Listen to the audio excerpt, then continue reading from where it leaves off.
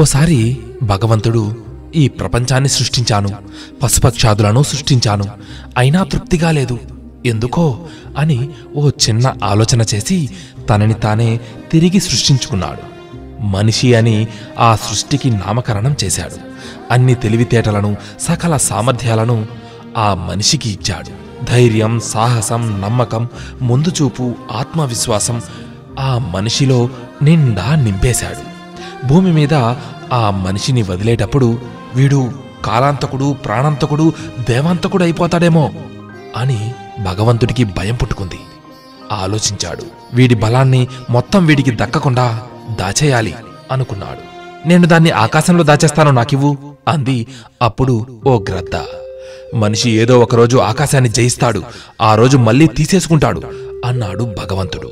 పోనీ నేను నీటి అట్టడుగున దాచేస్తాను అంది చేప.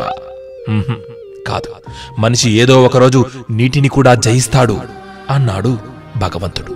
సరే పోనీ నేను నేల పొరల్లో దాచేస్తాను అంది ఎలుక. మనిషి నేలను చీల్చి మరీ సాధించేస్తాడు అన్నాడు భగవంతుడు.